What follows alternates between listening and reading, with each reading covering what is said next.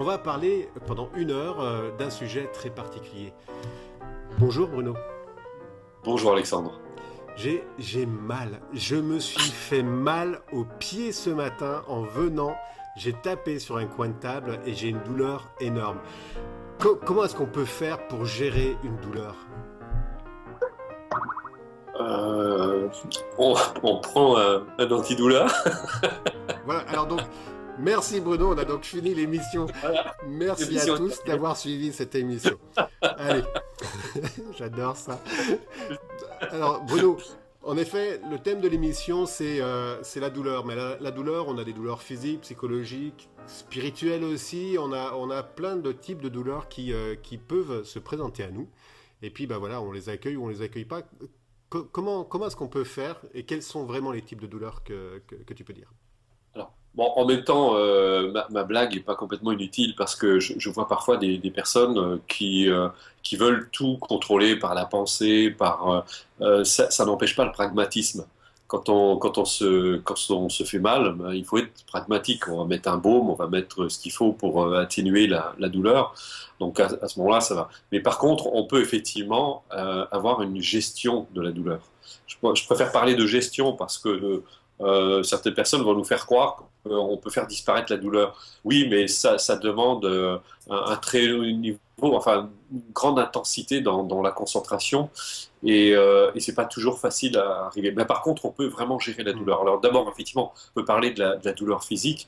Bah, c'est quand en fait on va arriver à complètement l'accepter. Il y a ce qu'on appelle tout simplement le lâcher prise. C'est vraiment d'accepter la douleur.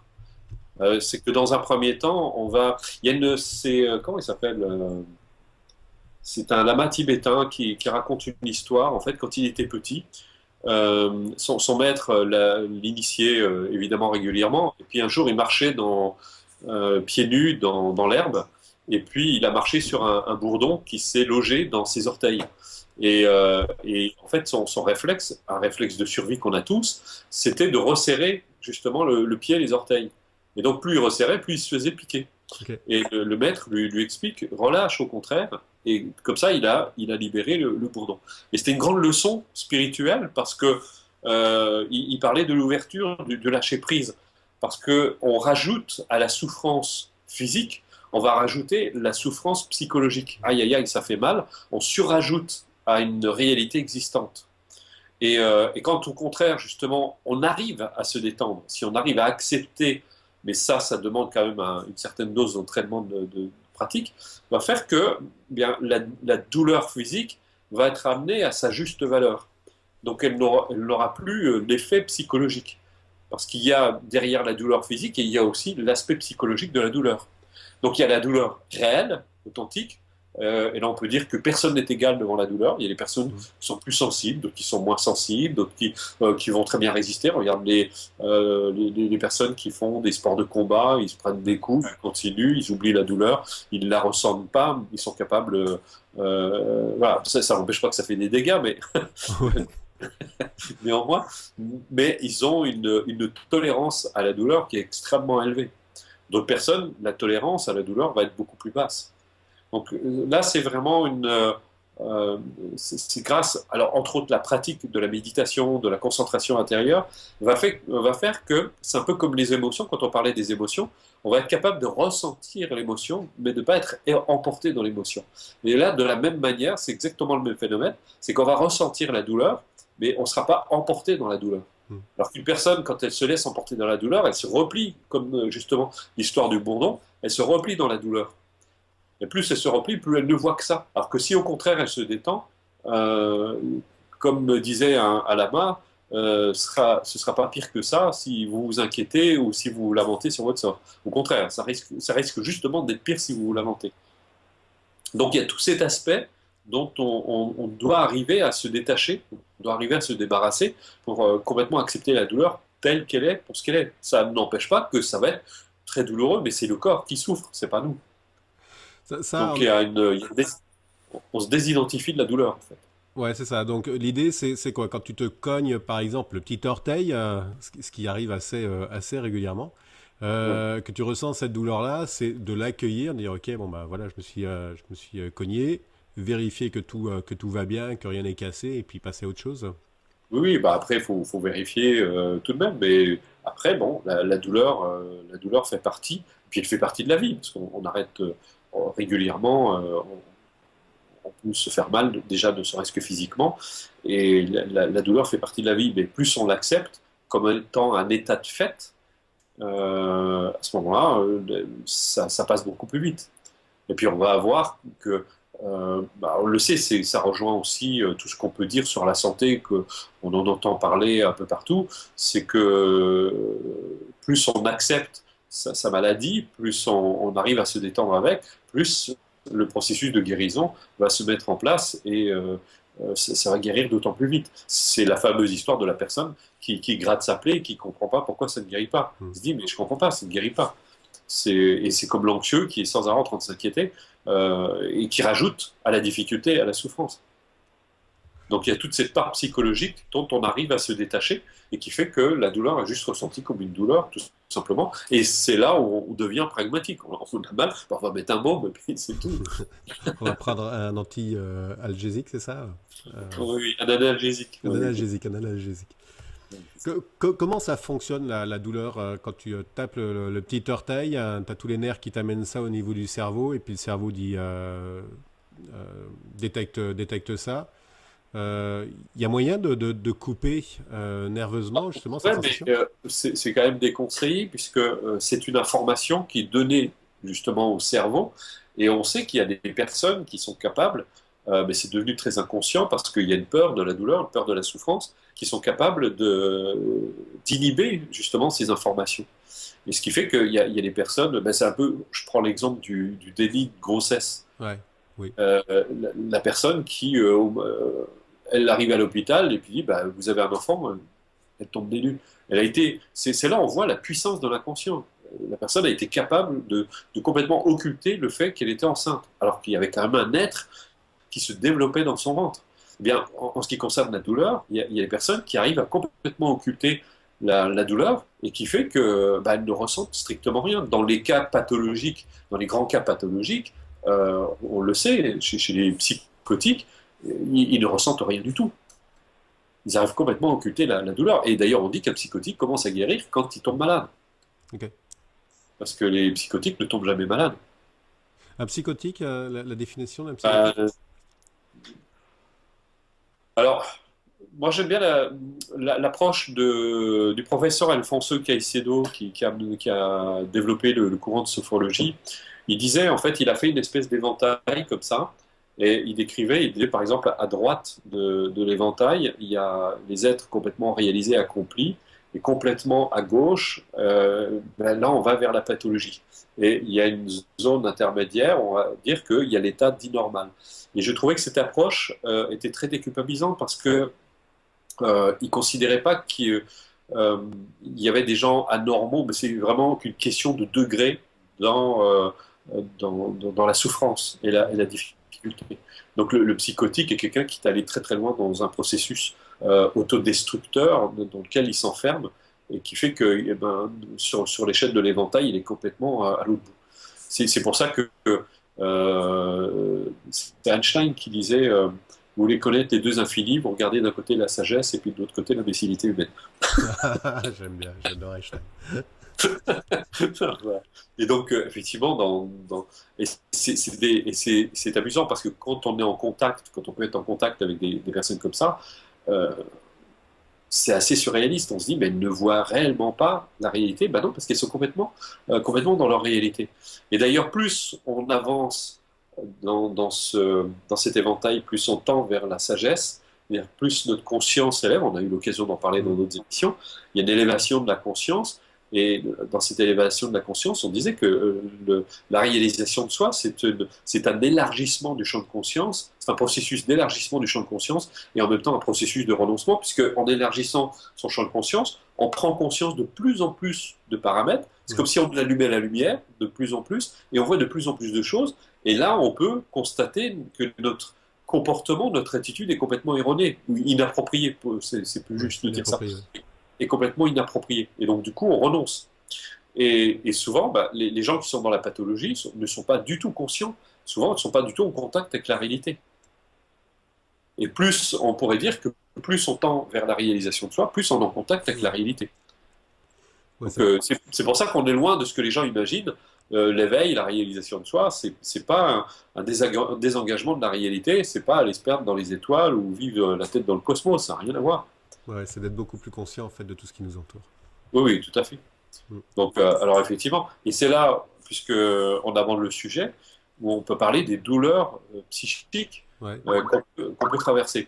Alors c'est intéressant parce que j'ai animé un séminaire sur la confiance en soi le 11 juin, et j'expliquais aux gens, il y a des études qui ont été faites, notamment c'était sur le domaine de la phobie.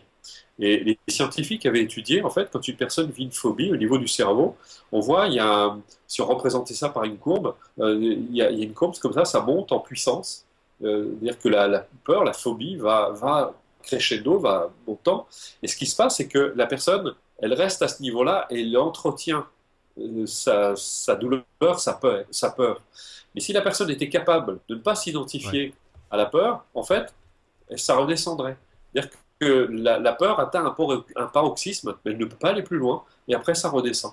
Et c'est là toute l'utilité de la méditation, c'est que quand on médite, les gens pensent que ils vont devenir zen, ils vont être calmes. Non, pas du tout. C'est qu'ils vont être beaucoup plus à même de traverser justement ce que Sögyal Rinpoche appelait des événements mentaux. Moi, j'ai beaucoup aimé quand j'ai entendu ce terme, parce qu'on a un regard très différent par rapport à nos pensées. C'est qu'on arrive plus facilement à se désidentifier quand on se dit, ben tiens, en fait, je suis en train de vivre un événement Mm. psychique, un événement mental. Et quand on arrive à garder ce détachement, ce recul, on peut traverser la douleur psychique, et euh, bah, tu connais, comme dirait Nathalie Holstein, en fait, c'est une libération de mémoire. Il y a une Ouais. mémoire qui est en train de se libérer avec tout son cortège d'émotions, de souffrances, de douleurs. Et c'est très bien, c'est très positif. Moi-même, je le dis aux gens, quand ils me disent je vais mal, je leur dis c'est très bien. Oui, oui, justement, oui. Très bien d'aller mal. Ça, Mais ça ne veut pas dire que mais c'est juste, le truc, c'est de ne pas s'identifier. ouais. C'est que si la personne fait exister, et là ça rejoint complètement la roue du samsara des bouddhistes en fait, c'est que quand on est pris dans la souffrance, c'est qu'on alimente cette souffrance. Et ça rejoint complètement ce que l'on apprend ces dernières décennies sur la plasticité du cerveau. On sait très bien, par exemple, quand une personne se met en colère, plus elle va se mettre en colère, plus elle active la zone du cerveau correspondante. Et donc, plus elle renforce la colère. Donc, c'est une habitude, en fait, cette émotion. Et plus elle va se mettre en colère, plus elle va prendre l'habitude de se mettre en colère. Donc, elle entretient, elle nourrit, elle fait exister la colère. Et le truc, pour arriver à se détacher et ne plus se mettre en colère, un jour, une personne, d'ailleurs, j'étais là, demandait à ce gars Rinpoche, mais quand on est traversé par la colère, qu'est-ce qu'on doit faire? Il dit rien, justement. Mm. Rien parce qu'on est tout le temps en train de faire quelque chose. On est tout le temps en train d'alimenter, on veut manipuler nos pensées, on veut les changer, on veut les transformer. On se dit ça, je ne veux pas l'éprouver, ça, je ne veux pas le Ouais. ressentir. On crée une véritable bagarre. Et c'est au contraire en acceptant ces émotions, en acceptant ces souffrances, qu'on va pouvoir les dépasser et les annihiler petit à petit. Elles vont perdre en intensité. Donc on peut traverser des douleurs psychiques, et effectivement, mais c'est auto-traitant. C'est Sogyal Rinpoche qui disait que, en fait, c'est la nature qui traite les processus. Mais il faut permettre à la nature d'accomplir son œuvre. Mais comme on est tout le temps en train d'essayer de manipuler notre esprit, de le changer, de le modifier, de le transformer, au lieu de l'accepter, eh bien on va voir que quand une pensée extrêmement négative, avec tout son cortège d'émotions, et d'émotions qu'on peut avoir l'impression d'être complètement déchiré de part en part, parfois, parce qu'on Mm. traverse des émotions qui peuvent être réellement violentes, sont des contenus qui ont été refoulés jusque-là, donc la barrière a sauté pour X raisons, et la personne peut se retrouver, mais elle peut être déchirée par un événement extérieur qui va révéler en fait ces douleurs. Donc ça peut être la douleur de la séparation, d'un deuil, de la perte, mais qui va réveiller des choses qui sont en nous. Et là, l'attitude, si on est un méditant entraîné, eh bien, on saura quelle attitude avoir. C'est-à-dire qu'on va arriver à accepter, on va être traversé comme n'importe quelle autre personne, mais cette expérience va être transformatrice. Alors que pour une autre personne, ça va être une énième douleur qu'elle va revivre et qu'elle va faire revivre parce Mm. qu'elle continue à la faire exister. La clé, enfin ce que tu dis est très important, c'est en fait une notion de détachement, pas de déni, hein, Oui, mais de oui. détachement, de se voir en position méta par rapport à une situation Oui. ou à un événement, comme tu le dis très justement. Mais justement, exactement, c'est ce que tu viens de dire, c'est que le détachement, c'est tout le contraire du déni. Mm. C'est vraiment une ouverture à la réalité. C'est de voir les choses pour ce qu'elles sont, telles qu'elles sont. Donc, on va voir que on va être traversé par toutes sortes de manifestations mentales qui vont se ressentir physiquement, puisqu'il y a un étroit rapport entre Mm. l'émotion et le corps. Donc le corps étant le siège des émotions, dès Mm. qu'on va éprouver une émotion, et surtout une émotion violente, on va la sentir dans le corps. Et c'est là où on va se rendre compte à quel point ça a une influence sur notre santé, toutes ces émotions. Et le pire, c'est toutes ces émotions qu'on refoule, dont on n'est pas conscient, qui agissent à notre insu. Et c'est pour ça que la pratique de la méditation va avoir cet effet découvrant et libérateur aussi. Donc parfois les gens se disent, bon, je pratique la méditation, je vais être zen, je vais rester calme, et ils sont déroutés de voir que eh bien, leur tranquillité d'esprit qu'ils ont obtenue à la suite d'un certain temps de pratique est très vite mise à mal par des émotions qui vont s'élever à la conscience. Ouais. Donc je les rassure, je leur dis, non, au contraire, ça veut dire que vous êtes beaucoup plus en mesure d'accueillir ces émotions que jusque-là vous refouliez. Et là, ben, il y a ce phénomène de libération et qui va durer aussi longtemps qu'on porte des mémoires en nous. Mm. Sur ces notions de mémoire, est-ce que tu peux faire un petit aparté sur ça? C'est quoi des mémoires les mémoires qu'on a, on a des mémoires physiques, on a des mémoires mentales, on a plein de mémoires comme ça. Là. Ce sont des empreintes qui sont, pour reprendre les termes bouddhistes, ce sont des empreintes qui sont laissées sur la conscience à la suite d'événements. Et c'est là où c'est intéressant, et Nathalie Holstein en parlerait certainement beaucoup mieux que moi, puisqu'on on transmet ça de génération en génération. On porte en nous, en fait, l'histoire de toutes nos générations précédentes. Et c'est pour ça qu'on vit régulièrement des phénomènes récurrents. On peut se retrouver avec des colères, mais qui finalement ne sont pas tout à fait les nôtres. Enfin, elles sont les nôtres parce qu'on les Mm. véhicule, on en est imprégné, mais elles viennent de vieilles histoires qui ont été véhiculées. On se transmet des haines, on se transmet des peurs, on se transmet des choses comme ça. Et à un moment, dans cette longue chaîne de générations, il y a un moment, il y a une personne qui va interrompre ce processus de transmission. Elle va arrêter de transmettre parce qu'elle a décidé peut-être de se mettre dans une démarche d'accomplissement personnel, de faire de la thérapie, de faire de la méditation, et ça va l'amener à se rendre compte de ce phénomène répétitif qui se répète de génération en génération. Et alors peut-être que dans une génération on ne le voit pas, mais ça a pu se produire avant. Et quand on fait une analyse, c'est très intéressant, quand on fait une analyse généalogique, Ouais. eh bien, on va voir des similitudes entre la vie qu'on mène et la vie de nos ancêtres. C'est ce qui m'a amené d'ailleurs à aller en Pologne, puisque ma mère était polonaise, ça m'a éclairé sur énormément de choses que je vivais, parce que le peuple polonais est un peuple qui a complètement disparu pendant 123 ans, qui a réapparu en 1918 et qui à nouveau a subi la Deuxième Guerre mondiale. Tout Varsovie a été complètement rasé. Et j'ai vu l'histoire familiale qui était donc avec tous mes ancêtres, et j'ai pu comprendre tout ce que je pouvais vivre parce que j'avais une existence, comment dire, où, comme me disait la personne qui m'a accompagné, tu rebondis tout le temps. Elle me dit qu'est-ce qu'il faut faire pour rebondir. Il faut aller très bas. C'est que tu Ouais. jettes la balle en bas et puis ça remonte. Et bon, ça fait comme ça la vie de ta vie. À un moment, c'est très épuisant. Donc tu es capable de rebondir, mais c'est réellement très épuisant. Et dès que tu as pris conscience de ça, tu vois ce phénomène répétitif, ce schéma répétitif, tu l'as en conscience. Et Mm. donc tu ne le fais plus exister. Et il va perdre en puissance. C'est ce que Bouddha appelait l'extinction des feux. Quand on atteint l'éveil, D'accord. en fait, c'est l'extinction de tous les feux, de toutes les passions. Donc on n'est plus happé par l'extérieur. On arrive à rester tranquille, là, quoi qu'il s'élève à l'extérieur, quoi qu'il se manifeste, quoi qu'il se produise, on demeure tranquille. C'est ça. Merci bien de l'explication hein, de ce que c'est que toutes ces mémoires. Et en effet, ça peut être transgénérationnel hein, et ça peut remonter à beaucoup plus loin. On peut même aller sur des réincarnations on parle aussi de ça. Mais par contre, en effet, c'est quelque chose qui peut être très profond en nous, et puis on ne le trouve pas, on ne sait pas exactement un mal-être ou quelque chose comme ça, et ça peut venir par rapport à ça. Ah, mais ça a des racines très très profondes et parfois, moi-même, je vois à travers la pratique, c'est subtil, c'est complètement. Je crois que de toute façon, la réelle difficulté dans ce domaine, dans cette quête d'accomplissement personnel, c'est d'arriver réellement à identifier clairement la source de la souffrance, de la difficulté. Et ça n'apparaît pas toujours clairement. Et parfois, et on passe par ce processus.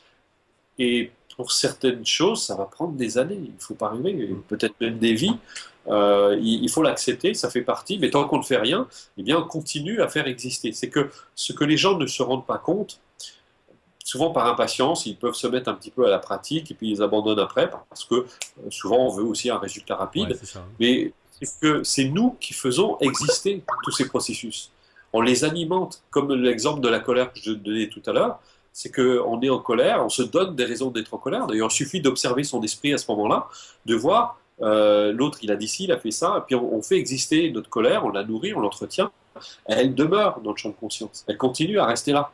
Et si on est capable d'accepter cette colère, eh bien on va être capable d'aller au-delà de la colère et on va voir que derrière la colère se cache de la peur, de la tristesse. Et là, on touche une autre couche beaucoup plus profonde dont on va pouvoir se libérer aussi. Mm.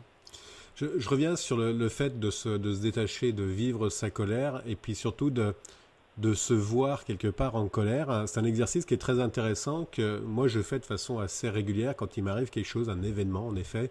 C'est de regarder, tiens, ok, il y a ça qui arrive, et puis de se détacher, et même limite de m'en amuser en disant, bah tiens, Oui, il réagit comme ça. Et ça a un effet très intéressant parce que quelque part tu te dédoubles. Tu as l'Alex qui est en colère, qui se contrôle pas, etc.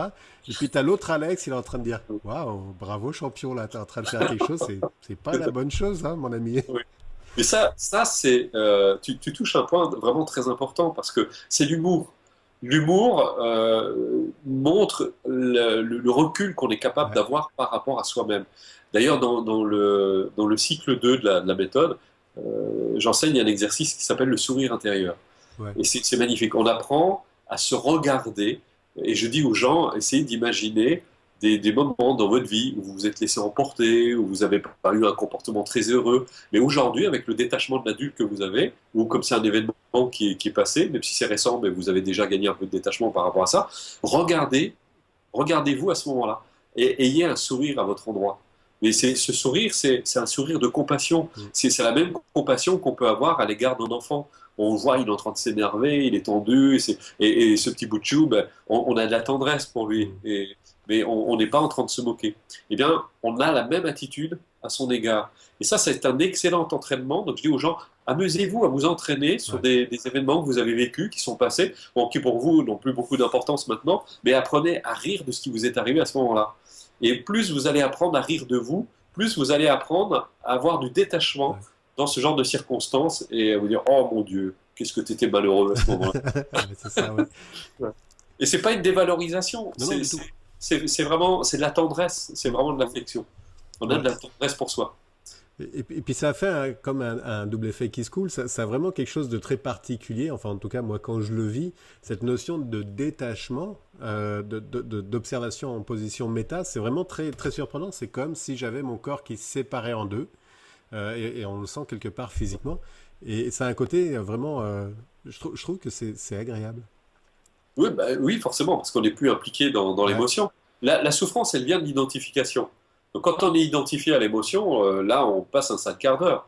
mm, Et c'est quand, d'ailleurs, les gens le disent souvent, c'est un lieu commun de dire c'était plus fort que moi. Et ouais, effectivement, je leur dis, bah oui, effectivement, c'était plus fort que vous. Donc ouais, maintenant, c'est à vous d'être plus fort que ça.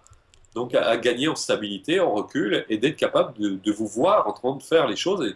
Et ce qui est intéressant dans ce processus, c'est que il y a plusieurs étapes. On reprend l'exemple de la colère. C'est qu'il y a d'abord, on part dans la colère, on est la colère, et on est emporté dans la colère. Donc là, on ne contrôle rien du tout. mm, Et alors, le processus va nous amener, dans un premier temps, la personne se dit, mais moi je ne suis pas en colère, bah, pas du tout. Donc elle est dans le déni de sa colère. mm, Pour elle, elle n'a pas de problème, c'est les autres qui la mettent en colère, évidemment. Et puis, le chemin faisant, elle commence à se rendre compte, après coup, qu'elle se laisse emporter dans la colère. Donc elle a cette prise de conscience. Mais là, pour l'instant, c'est pas gagné, parce qu'elle va être toujours prise par la colère. Elle se rend compte après coup, donc elle doit passer son temps à s'excuser, si elle a un peu d'humilité, en disant, écoute, je suis vraiment désolé, je me suis laissé emporter. Et puis, il y a l'étape suivante, où là, elle ne se supporte plus, elle commence vraiment d'avoir marre d'être en colère, donc elle prend conscience de sa colère. Et là, elle est beaucoup plus attentive, et ça rejoint l'histoire du trou dont on avait parlé la dernière Ouais. fois, et là, elle se voit en train de partir dans la colère, et elle est capable Ouais. d'interrompre ce processus, de se dire, ah non, cette fois, je ne vais pas aller par là. Et donc, elle ne refoule pas sa colère, elle l'accueille, elle l'accepte. C'est un état de fait. Donc, à la limite, elle va peut-être s'éloigner pour pas faire de dégâts, elle va aller faire un tour, elle va aller marcher. Donc là, elle commence à avoir de la compassion Mm. parce qu'elle ne veut plus blesser l'autre. Elle sait que c'est un processus qui est destructeur, qui n'apporte rien de positif. Donc, elle se dit, je vais d'abord aller faire un tour, et puis après, on va mieux vaut discuter que disputer. Et après, eh bien, la colère s'élève, elle est capable de complètement la gérer et voire l'annihiler complètement. Mais là, ça demande beaucoup, beaucoup d'entraînement. Oui, c'est ça. Ouais. Ça demande beaucoup d'entraînement et puis ça demande du temps aussi, hein, et puis de l'acceptation quelque part de cheminer sur ça. Parce que quelque part, c'est quand même facile de rentrer en colère. Tu fais pas vraiment beaucoup d'efforts, hein, quand tu es en colère. Ben oui, mais non, justement, c'est ce que disait Dalai Lama. Il disait entretenir le positif, c'est aussi difficile que de monter une lourde pierre vers le sommet C'est de la ça. montagne. C'est ça. Et puis se laisser aller à la négativité, c'est aussi facile que de laisser C'est aller ça. la pierre vers le bas. Et on part, c'est tellement plus facile Ouais. que de se laisser. Le problème, c'est qu'on creuse encore un peu plus le sillon. Donc ça va devenir encore plus difficile à se détacher de la colère. Donc, alors après, et c'est ça le méditant, c'est qu'il apprend à être vraiment Mm. très très vigilant parce il sait le prix qu'il va payer. C'est que souvent, on n'est pas Mm. du tout conscient des implications que ça va avoir. Parce qu'on est pris dans notre inconscience, dans notre ignorance. Et on ne réalise pas ce qu'on est en train de faire. Et toutes ces petites graines qu'on est en train de planter, et qui tôt ou tard vont finir par germer, et on va se demander d'où ça vient. C'est bien Christ qui disait qu'il sème le vent, récolte la tempête. Et on regarde d'ailleurs au niveau planétaire aujourd'hui, notre récolte est pas mal. Hein. Ah oui, oui. Ah ouais. L'air Carton commence plein. à Hein. L'air commence à devenir irrespirable, la pollution est partout, parce qu'on n'a pas voulu regarder les conséquences de nos actes. Mm, mm.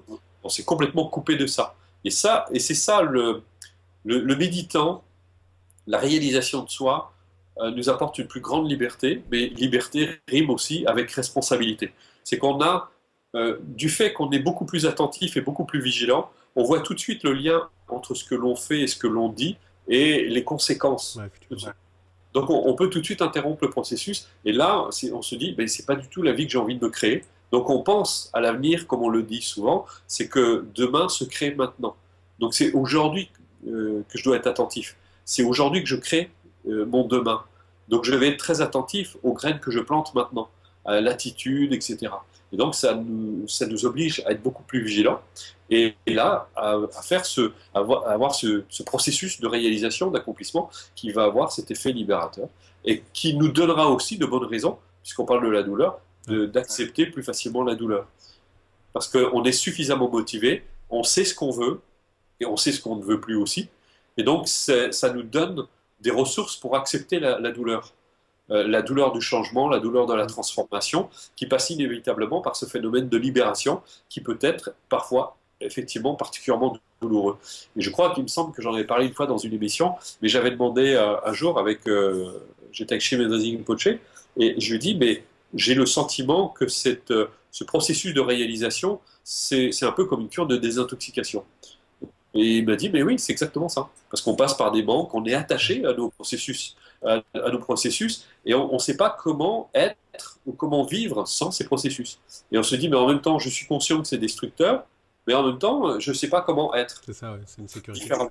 Voilà. Donc, c'est pour ça que, une fois, j'avais aidé une personne qui était très colérique, et je lui dis, il y a une façon de faire, elle me dit, mais parce que je m'embarque là-dedans. Mais je lui ai expliqué, c'est la peur qui te fait te mettre en colère. C'est parce que tu as peur que tu es en colère. Et tu as peur parce que tu n'as pas de réponse à donner à la situation dans laquelle tu te trouves. Alors je lui ai expliqué, et ça c'est un truc qui peut servir à nos lecteurs, je lui ai dit tu peux procéder, c'est là où on peut utiliser le passé. Je lui ai dit tu vas penser à ce qui est arrivé dans la situation qui a été particulièrement désagréable pour toi, dans laquelle tu t'es retrouvé en défaut et dans laquelle tu t'es embarqué en colère. Tu vas repenser à cette scène, tu vas repasser le film comme si c'était quelqu'un d'autre, et tu regardes ce qui s'est passé. Et tu vois ce qui s'est passé, tu vois l'attitude que tu as eue, mais tu peux aussi voir l'attitude que tu aurais pu avoir. C'est-à-dire de commencer à donner une nouvelle réponse Ouais. à des situations analogues. Et tu refais ça. Et si la prochaine fois tu te plantes à nouveau, tu repars dans la colère, tu refais la même chose. Et à un moment, ton esprit commence à se dégager, à s'éveiller, à se dire, attends, on va pas repartir là-dedans, je sais comment faire autrement. Et c'est un processus d'apprentissage, en fait, tout simplement. Et donc, la personne, comme elle sait quelle réponse donner à la situation, eh bien, elle n'a plus besoin de la colère. Donc, elle peut l'abandonner.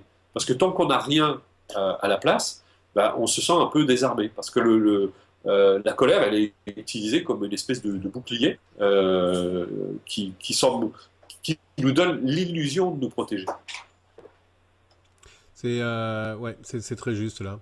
En effet, la colère, oui, on est plus sur une peur, une peur de quoi que ce soit d'ailleurs. Et puis, c'est plus facile quelque part d'aller dans ce sens-là plutôt que de prendre du recul et puis de Oui. se dire, ok, c'est correct, il y a d'autres solutions.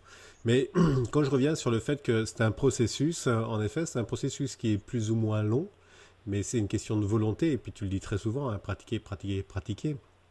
Mais c'est Oui. quelque chose qui, au final, après coup, est facile. Mais oui, c'est facile une fois qu'on l'a fait. Voilà, c'est ça, c'est ça. Ça, Une fois que tu l'as fait, ça, ouais, tu t'aperçois que c'est ça, facile. voilà, c'est un peu comme la personne qui se dit ah oui, mais il va falloir que je traverse ça, que je fasse ça. Et son imaginaire va lui jouer des tours Ouais. et va lui donner une impression que ça va être terrible. C'est un peu comme la première fois où on doit apprendre à conduire. Ouais. Et une fois qu'on s'y est mis, eh bien là, ça commence à devenir beaucoup plus facile. Et on se dit bon, bah, finalement, c'était pas bien compliqué. Maintenant que je sais le faire, je réalise que je me suis fait beaucoup de cinéma. Et ça va être vrai dans beaucoup de situations. Mm. Les douleurs, on parlait donc de douleurs physiques, de douleurs psychologiques. Je reviens sur la notion de douleur physique, parce qu'il y a des tas de techniques pour réduire les douleurs physiques. Mais comme tu le disais très justement, c'est un signal, Ouais. comme quoi il y a quelque chose qui fonctionne pas vraiment bien ou qui a une douleur. C'est quelque chose qu'il ne faut pas enlever, bien évidemment, hein. Oui, on me fait signe, mais j'arrive. Bon, c'est pas grave. Euh, Excuse-moi, j'ai été un peu distrait. Oui, c'est ce que j'ai vu, mais c'est pas grave, ça m'arrive régulièrement. Ouais, Je disais que tout simplement, je revenais un petit peu sur la douleur physique, hein, et tout à l'heure, tu parlais comme quoi, en effet, c'est important d'avoir cette douleur, c'est un signal. Et il y ouais. a des tas de techniques pour réduire les douleurs. Là, on a un petit peu vu comment est-ce que ça se passait en termes de douleurs. Mais il faut surtout pas les effacer complètement, notamment les douleurs physiques. Ah non, parce que effectivement, tu le dis très bien, c'est que c'est une information et c'est une information dont il ne faut pas se défaire parce que notre corps nous prévient. Et comme on le disait tout à l'heure, il y a des personnes qui, pour des milliers de raisons et souvent très inconscientes, ont tendance à occulter la douleur. Euh, des gens même qui arrivent à ne jamais tomber malades parce qu'ils ont tellement peur de la maladie, pour X raisons, peut-être que leurs parents étaient hypochondriaques ou parce qu'un parent est mort d'un cancer ou d'un truc comme ça. Et il y a des personnes qui peuvent développer cette peur qui va faire qu'ils vont complètement bloquer le processus de la maladie parce que la maladie, Hmm. justement, c'est que la maladie nous prévient de quelque chose, elle nous dit quelque chose. Elle nous informe d'un déséquilibre. Et donc, c'est très bien d'avoir cette information. Par contre, c'est pour ça que je parlais tout à l'heure plutôt de gestion de la douleur. Ouais. C'est important d'apprendre à gérer la douleur, mais de l'accepter. Parce que la douleur, elle va disparaître une fois que le problème est disparu. Hmm. Une fois qu'on a la vraie cause de la douleur, de la souffrance a disparu, eh bien, elle s'en va. Le... Deux types de douleurs, il y en a d'autres. Non, je crois qu'on les a vus. Alors, évidemment, les douleurs sont évidemment différentes en fonction de ce que ça touche. Par exemple, la douleur liée à la perte d'un être Ouais. cher. Euh, on a des échelles comme ça. Par exemple, la perte d'un enfant, qui est une des plus grandes douleurs affectives qui existent. Donc, c'est quelque chose d'absolument intolérable. pour les parents, parce qu'il y a beaucoup, il y a un très très grand attachement à l'égard de l'enfant. Et là, c'est pareil, c'est tout un processus de deuil qui va faire qu'on va arriver à accepter. Et d'ailleurs, dans le deuil, on parle du processus du deuil, et la personne commence à guérir une fois qu'elle a accepté cet état de fait. Mais tant elle va rester dans l'attachement, c'est la même chose dans la séparation. Quand quelqu'un nous quitte, eh bien, on va souffrir pendant un certain temps de cette douleur, parce que c'est normal. Il y avait de l'attachement, et plus l'attachement était important, plus il était grand, plus la douleur va être intense. Et le processus va faire qu'on va commencer à entamer un processus de détachement, donc d'acceptation, autrement dit. C'est-à-dire qu'on finit par accepter et on est guéri une fois qu'on a accepté que c'est fini, c'est terminé, on sait qu'on ne verra plus la personne. Et il y a des personnes qui vont mettre plus ou moins de temps, il y a des personnes qui vont faire le deuil parfois en quelques semaines, en quelques mois, et d'autres, il leur faudra plusieurs années pour arriver à complètement accepter. Et ça dépend, encore une fois, personne n'est égal devant la vie, le point de départ de chacun, le terrain de chacun est très différent, donc il n'y a pas une personne qui va ressentir les choses de la même façon. Donc dans certains cas, d'ailleurs, un accompagnement sera nécessaire pour arriver à accepter la douleur. Justement, tout le monde n'est pas égal sur la douleur, mais tout le monde est en capacité, à un moment ou à un autre, de gérer sa douleur. Oui, oui, c'est là où c'est important de développer, on a abordé ce chapitre de la confiance en soi, d'apprendre à avoir confiance dans le sens où on a tout en nous, on a tout ce qu'il faut, on a tous ces processus, on a ces ressources qui vont nous permettre d'accepter ça et de transformer, comme disait Julius Evola, de transformer le venin en remède. Et donc, et c'est là, comment dire, c'est ça la vie d'un méditant. Le méditant n'attend pas le bonheur de l'extérieur, mais il fait de chaque situation extérieure une occasion de se libérer de ses attachements personnels, de ses douleurs. Et encore une fois, je le répète, le détachement, le non-attachement, c'est plus précis de le dire comme ça, le non-attachement, c'est pas un déni de la réalité, c'est au contraire, c'est une acceptation de la réalité. C'est qu'on est capable de voir les choses telles qu'elles sont, pour ce qu'elles sont, et comme disait une sage à son disciple qui s'inquiétait de savoir si il continuera à aimer à manger, à continuer à aimer les gâteaux, lui dit, tu les aimeras encore plus. Voilà. Parce que effectivement, on est beaucoup plus là. Il n'y a plus cette charge émotionnelle. Les émotions ne nous tirent plus vers le bas. Elles continuent à exister dans le champ de conscience, mais elles ne nous gênent plus. Elles n'accaparent plus notre esprit. Est-ce qu'on peut se tourner sur la spiritualité, on va dire, question foi religieuse, quand justement tu as des douleurs? Ma question derrière, c'est en fait détourner son attention sur autre chose. Mais oui, alors, à condition que ce ne soit pas une fuite. Ah oui, très juste. À condition que ce ne soit pas une fuite. Parce que justement, la religion, la spiritualité peut devenir une valeur refuge, comme on dit en psychologie. Ouais. Donc on va se réfugier. C'est comme une personne qui a été très déçue par ses relations avec les hommes ou les femmes et va se réfugier dans la religion parce que pour lui, c'est une douleur qui est intolérable. Le problème, c'est qu'il ne s'est pas libéré. Il n'a fait qu'occulter. Il n'a pas réellement complètement accepté sa douleur. Il s'est dit, puisque c'est souffrance, alors j'abandonne, je renonce à l'idée de vivre une relation. Mais ça veut dire qu'elle n'est toujours pas en mesure de vivre une relation dans la sérénité. Parce que, comment dire, la réussite dans ce processus, ça serait d'être capable de vivre enfin une relation dans la sérénité. Se dire maintenant je suis capable d'avoir une relation sans avoir peur d'être abandonné, sans avoir peur de souffrir, et là je vis pleinement. Et à ce moment-là, donc on est vraiment guéri à travers la relation. Mais si on quitte, on se dit je me tourne vers Dieu ou je me tourne vers la religion parce que j'ai assez souffert des hommes ou des femmes ou de leur comportement, alors là on est complètement dans le déni et dans la fuite. Mais ça, tôt ou tard, ça va finir par nous rattraper, d'une manière ou d'une autre. Donc, dans ce sens... Alors, par contre, c'est là où ça peut être extrêmement salutaire, c'est de se tourner vers une démarche, mais à ce moment-là, la religion ou la spiritualité va nous donner les clés pour nous guérir, parce que la méditation, le processus de la méditation est effectivement un moyen de se libérer, de se détacher, et peut-être que à ce moment-là, on retournera vers les autres et on aura à nouveau des relations. Donc ça peut être très positif. Mais il ne faut pas renier sa nature. Je pense qu'on a des besoins. On a des besoins physiques, on a des besoins affectifs, on a des besoins sexuels aussi. Et si on les nie, on peut se faire du mal, à moins qu'on soit capable de réellement et complètement les transcender. Et ça, c'est pas donné à tout le monde. Ouais, c'est clair, hein. Ouais, Ben oui. c'est pas donné à tout le monde. Autre chose qu'on pourrait dire sur la douleur, là on a vu qu'il y avait différents types de douleurs, qu'en fait il y avait un non-attachement, il y avait une prise de conscience de la douleur, une acceptation.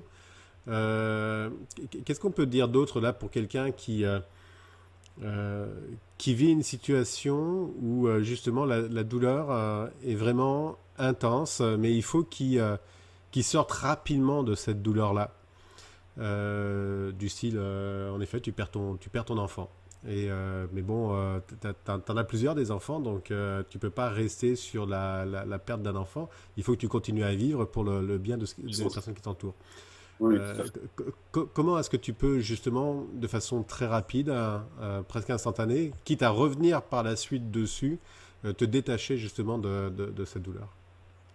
Alors, c'est très difficile de répondre à ces questions parce que ça ne peut se faire qu'au cas par cas. Ouais, Comme je le disais tout à l'heure, on n'aura pas une seule personne qui réagira de la même façon devant la perte d'un de ses enfants. hmm, On voit, il y a des personnes qui vont complètement se réfugier dans la douleur aussi, puisqu'on parlait du refuge dans la religion, mais ouais, on se réfugie aussi dans la douleur parce que peut y avoir une très très forte culpabilité. Donc ça dépend complètement de la personne. On ne peut pas donner une réponse type comme ça en disant hmm, voilà, vous allez vous libérer de la.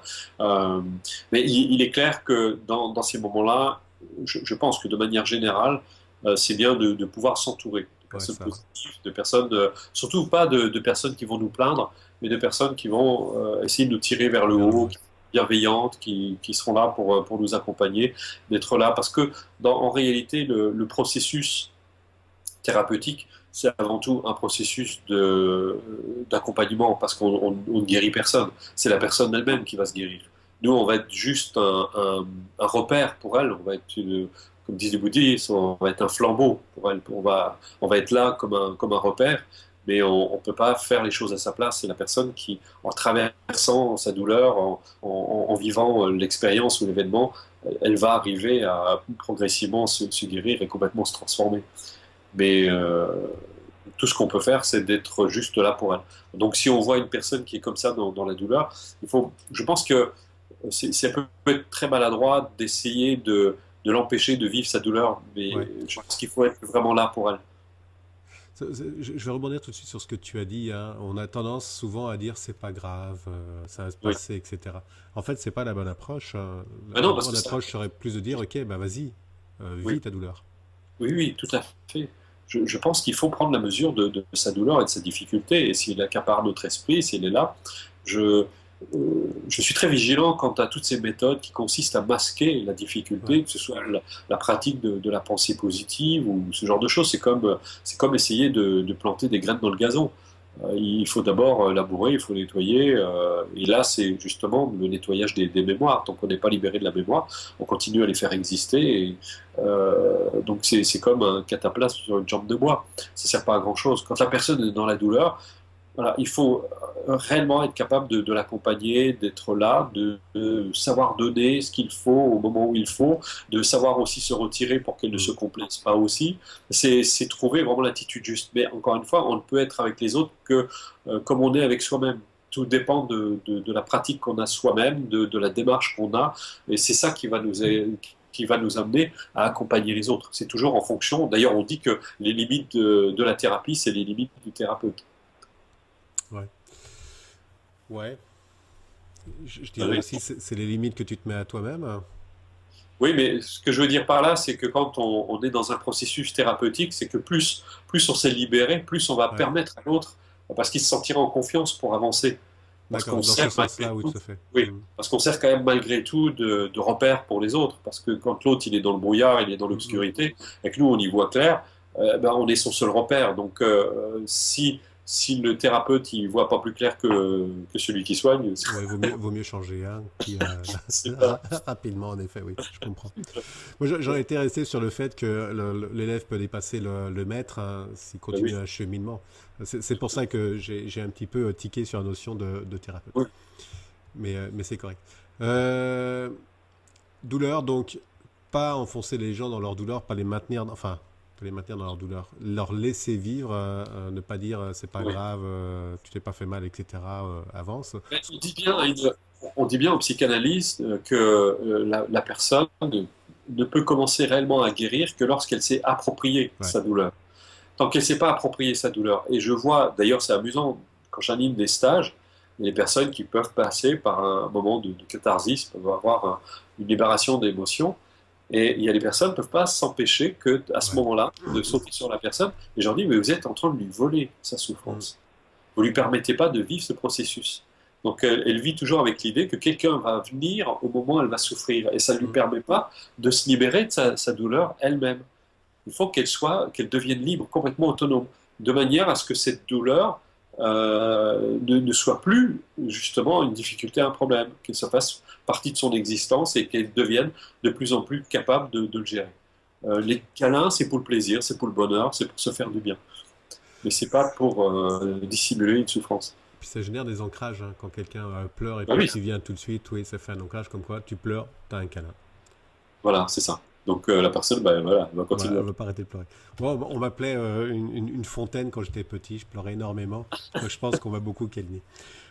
Oui, je reviens sur ce que tu disais, en effet, de laisser les personnes vivre leur douleur, tout en sécurité, bien évidemment, hein. Mais c'est super, super important, hein. Je me permets d'insister sur ça parce que je le vois avec mon fils et même moi qui suis dans ce milieu-là. L'autre jour, il est tombé, il s'est agrafé la tête. Là, il y a eu 2 points de suture. Un des premiers mots que j'ai dit, c'est pas grave. Mm. Et ça, voilà, t'as beau y réfléchir, etc. Et donc c'est après où je me suis rattrapé en disant, bah écoute, tu t'es fait mal, etc. C'est correct comme ça, vis tout ce qu'il y a à vivre par rapport à ça, puis ça va se résorber. Mais c'est vrai qu'on a une approche comme ça immédiate, instinctive, de dire, c'est pas grave.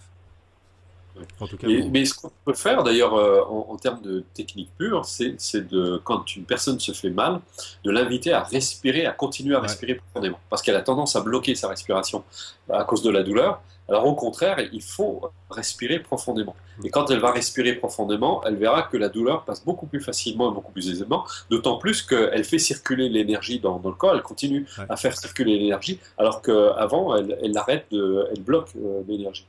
Mm. Non, c'est une bonne technique. Et les amis, faites respirer les personnes qui souffrent. Voilà. Mais même quand une personne est en colère, Ouais. le truc, c'est de lui dire, tiens, mais va marcher dans l'herbe. Et Ouais. là, par contre, là, c'est très surprenant. C'est quand une personne est en colère, c'est de lui faire un câlin. Ah ouais? Ah, ça, j'ai jamais Mais essayé bah ça. oui, c'est très déroutant pour la Ouais. personne. Parce qu'elle s'attend au contraire à être punie en retour, d'avoir une contre-attaque. Et là, elle obtient exactement l'inverse. Parce on met de la compassion sur de la souffrance, sur de la colère. Parce que de la colère sur de la colère, ça fait plus de colère. Alors Ouais. que de l'amour sur de la colère, ça atténue la colère. Ah, Donc j'aime là, bien. bah oui, il faut jouer avec le jeu des antidotes. Et ça, c'est absolument extraordinaire. Et plus on maîtrise les antidotes, plus c'est puissant. Parce que, effectivement, quand une personne va être en colère, soit on va être capable de l'écouter avec beaucoup d'attention, et ça surprend aussi d'ailleurs Ouais. beaucoup, parce De que la rester personne calme. Mm. écoute, il y a quelque chose. Et parfois, ça fait même tout de suite tomber la colère chez la personne. Elle se dit, mais tiens, d'habitude, je suis obligé d'entrer en bagarre, parce que c'est les gens qui ont l'habitude Ouais. d'entrer en bagarre. Et là, la personne ne se bagarre pas, elle ne me renvoie rien, elle reste, elle m'écoute. Et donc, ça désarme. Et se dit, mais tiens, finalement, j'ai peut-être pas besoin de me mettre en colère pour dire ce que j'ai à dire. Et ça, c'est quelque chose d'extraordinaire. Alors, c'est encore mieux si les circonstances s'y prêtent et si c'est approprié et si on le sent. Mais on prend quelqu'un dans ses bras quand il est en colère, c'est la personne, ça la déroute complètement. Ouais. Et là, on met vraiment mais il faut le faire authentiquement, il faut le faire Oui, oui, sincèrement, oui, pas que ça soit technique. oui. Mm. C'est que vraiment, on va, parce qu'à ce moment-là, si on se sent plein d'amour, plein de tendresse pour la personne parce qu'elle est en colère, alors on va la serrer dans nos bras. Elle va se dire, qu'est-ce qui se passe là? Ça Ouais, va ça être déstabilise. Mm. bah, ça déstabilise, puis surtout, ça va complètement dégonfler la colère. Et si soi-même on est aux prises avec la colère, le truc c'est d'aller marcher dans l'herbe, mais se mettre pieds nus ou se rouler, de vraiment se remettre en contact avec la nature. Bah là, on vient de donner des clés, là. Bah oui, ah, parce qu'en général on finit l'émission avec des clés. Bon, ben voilà. Bah, c'est ça, c'est ça. Bon, il reste encore un peu de temps, là. Pas guère trop. Mais non, non, j'aime bien cette technique. Euh, le fait d'écouter, en effet, une personne en couleur sans bouger, juste de l'écouter avec honnêteté, là, Ouais. ça désarme, en effet. De toute façon, au bout d'un certain temps, elle n'a plus rien à dire, hein. Bah oui. Donc, mais Ouais. le coup des câlins, ça, je vais tenter. Je vais tenter, je vais voir ce que ça va donner. Mais oui, oui, c'est d'écouter, d'avoir de la compassion par rapport à la personne, en effet, ça change complètement l'énergie. Oui. Mais à une époque, j'avais une compagne, j'avais encore cette période où je pouvais encore manifester de la colère. Et puis, elle était assez désarmante. Elle me regardait et me dit, je t'aime. Ouais, c'est ça. Ouais. Qu'est-ce que tu veux répondre à ça? Et c'est extraordinaire parce que ça change complètement l'atmosphère. Ouais. Et tu te dis, bon, elle a raison. Faites l'amour, pas la guerre. Ouais, c'est ça. Ouais. Voilà, ça a tout, ça, Et ça, c'est vraiment la mise en application. ça a tout son sens, ça. Bruno, donc si on revient un petit peu sur les clés, donc là on a vu des techniques, hein. Sur les clés, c'est le non-attachement par rapport à cette douleur hein, qui arrive, l'acceptation de cette douleur-là. C'est Qu'est-ce qu'il y a d'autre? rien. Ok, bon, salut à tous. peut, on peut donner des clés. Non, mais tout est dans l'acceptation. Ouais, Et d'ailleurs, quand on parle d'acceptation, je trouve que l'exercice de respiration, de respirer ouais, profondément, quand une personne est traversée par la difficulté, c'est une technique que je recommande souvent, c'est de dire aux gens, mais allongez-vous sur votre lit, respirez profondément ouais. par l'abdomen, prenez une respiration diaphragmatique et respirez profondément et laissez-vous traverser. Laissez-vous traverser par les émotions, laissez-vous traverser par la souffrance. Ne l'ignorez pas, ne la Mm. niez pas, mais laissez-vous simplement traverser. Et c'est extraordinaire. Alors des fois, ça ne suffit pas parce que ça dépend de l'intensité de la douleur, surtout si elle est physique. Mais déjà, ça aide parce qu'en plus, on ventile le cerveau, on fait Ouais, circuler l'énergie, le sang et tout. Et donc, ça peut être extrêmement positif. génial. Euh, on va arrêter là, Parfait. hein. Au revoir tout le monde. Non, moi je trouve que c'est une émission très intéressante parce que non seulement il y a de la technicité en effet par rapport à ça, on sait qu'on peut gérer des douleurs physiques, hein, il y a des tas de techniques par rapport à ça. On voit aussi qu'on peut gérer des douleurs psychologiques hein, par l'acceptation, par toutes ces choses-là. Donc il y a plein de solutions. Si vous n'avez pas tout entendu, je vous invite à les réécouter. Alors, juste un petit détail Oui, quand même, ça me paraît important, c'est comme dans le domaine de la santé, on dit il vaut mieux prévenir que guérir. Et là, c'est pareil, il vaut mieux s'entraîner, avoir une bonne pratique, de ouais, manière à ce que lorsque la douleur apparaît, la difficulté apparaît, eh bien, on est en mesure parce que notre esprit, il est entraîné pour ça. ouais. Pratiquer, Voilà, pratiquer, pratiquer, hein. On exactement. revient sur la même chose. Et puis moi, je vais rajouter une dernière chose, et puis pour l'avoir